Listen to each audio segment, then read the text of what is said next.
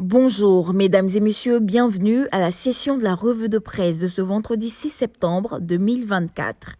La rentrée gouvernementale domine l'actualité de la presse ivoirienne de ce jour. Fraternité Matin a cet effet écrit que lors du Conseil des ministres hier, le chef de l'État donne de nouvelles consignes et indique que l'équipe gouvernementale doit faire encore plus d'efforts. Le président de la République, selon Le Matin, lors de cette reprise de l'activité gouvernementale, déclare que les progrès sont importants et visibles. Le Rassemblement pour sa part estime que Ouattara met la pression pour plus d'actions. Il cite les ministères concernés.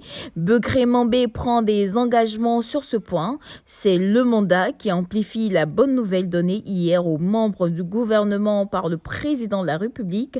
Je ne ferai pas de remaniement ministériel, a-t-il rassuré les ministres hier. L'avenir confirme que le chef de l'État salue les performances du gouvernement. Il fixe par ailleurs de nouveaux objectifs, à en croire l'expression lors de ce Conseil des ministres en réaction à la montée de l'homophobie. Le gouvernement clôt le débat et le porte-parole adjoint du gouvernement, en l'occurrence le ministre Touré Mamadou, déclare que le mariage en Côte d'Ivoire, c'est un homme et une femme.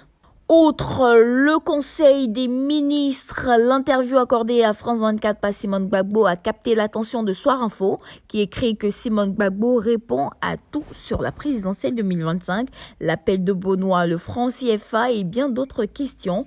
Toujours en politique, Le Temps fait un zoom sur le découpage électoral sous Ouattara et estime que c'est un scandale démocratique. Le journal éclaire sur ce qu'il qualifie de grosse forfaiture. Le nouveau réveil ouvre pour sa part avec le péril qui guette la société civile suite à l'ordonnance du 12 juin 2024 sur la gestion de la société civile, ce qui fait dire à la dite société civile, selon toujours le nouveau réveil, grogne, grogne et grogne.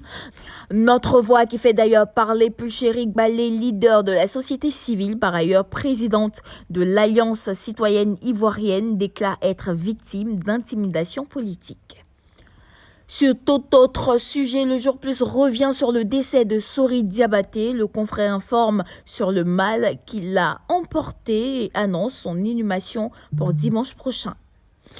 Pour finir, convoquons l'Inter qui nous fait savoir qu'en France, le nouveau Premier ministre, Michel Barnier, promet des changements et des ruptures.